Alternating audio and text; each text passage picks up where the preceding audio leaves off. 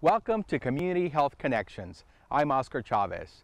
This episode explores mental health in our community.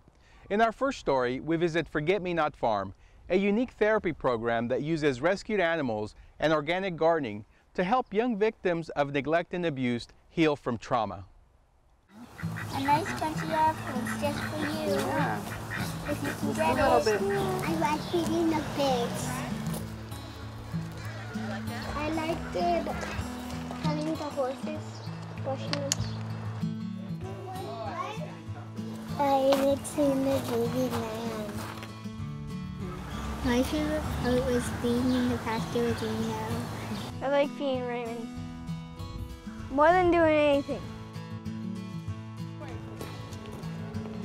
Here at Forget-Me-Not Farm, just doing what I do.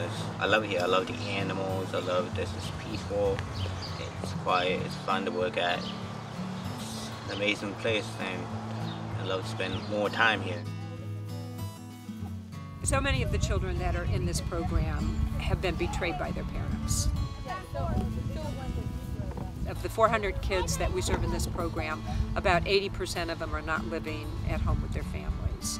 And a lot of these kids have been pulled away really early on. And I think the message that they receive is that nobody loves them. And so our job is really to instill in them that they are loved. We started 21 years ago trying to teach them some nurturing and empathy and caring skills. We've never charged for our services, and so as the budget cuts keep coming and caseworkers and clinicians are looking for enrichment programs and different ways to provide therapy for their kids, they start to hear about our program and they start to come to us.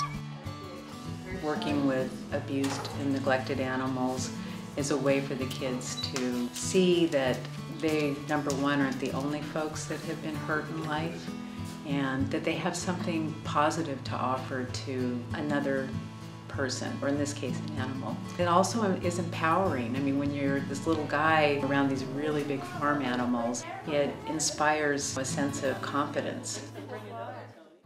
They need someone to take care of them. Like, some of them have disabilities, some of them are old, some of them are just sometimes being a pain, but they all need someone to take care of them, someone to nurture and feed them, because some of them had a rough life in the past, and we're just here to make it better for the future. One of the things we do there is help take care of the animals, feed the animals and brush them, groom them, and just do our best to help them out. I guess they're adopted, and so we try best to take care of them. Sometimes we spent time in the garden. My favorite person there was this guy named Max. He was really nice to me, and I got to pick out my own veggies for everybody. A lot of time I pick chives and stuff, because I like onions, but. I think what's so cool about our gardens here is the kids really see the full process of being part of planting and harvesting and taking home and eating. And so each group that comes out gets a box of various vegetables, whatever is best and ready to harvest.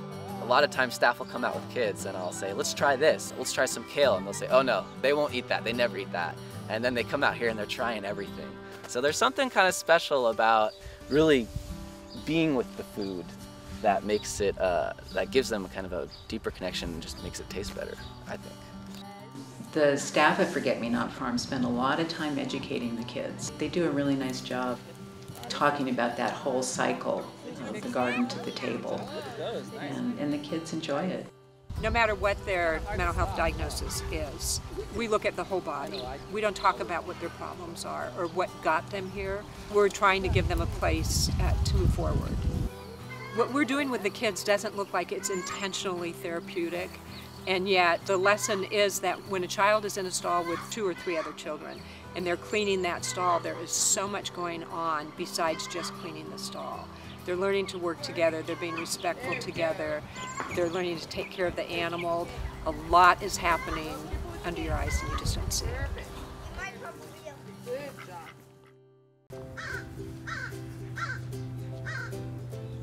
We have a pig Van Gogh, and he's this just really sweet pig. You can see into his soul when you look in his eyes. I, a lot of times, will bring the kids to Van Gogh and say, look, you know, what do you see that's different about Van Gogh? And my favorite part of visiting Forget-Me-Not is feeding this pig that his ears got bit off by wild dogs. We'll talk about how he was kind of in a bad situation and wasn't really being taken care of, and now he's here at this farm and this is his home. We talk about how happy he is, and we pet him and we feed him. After we have snack, we always take the rinds of a watermelon or orange peels or something like that and feed them to the pig. I think that there's some wheels turning for them in that way, and I think that is another reason why this is such a unique, special place. I think it's important for me to go to the farm because we get to help out the animals a lot, trying to take care of them so much that they'll be grateful. Because I mean, they had a hard life, so I try my best and I hope it's enough for them. I think the most valuable lesson that they could learn is really about relationship. There's just something that's mutually satisfying for both the animals and the people to spend time together like that. I know they see themselves getting cared for here, and I think it's really nice for them to be able to turn around and care for another creature. I think this is the type of program that if you're not that into animals, maybe, it might not have a great effect, but if you do enjoy what we're doing here, I think it can be something that they'll carry with themselves their whole lives. I look forward to being here in years and seeing the kids as adults that I've worked with, and maybe some of them will say, hey, that was fun. Maybe others will be like, man, we worked outside in the sun all the time, and thanks for that, you know? We'll see. I think it's kind of just like planting seeds and hoping that they grow.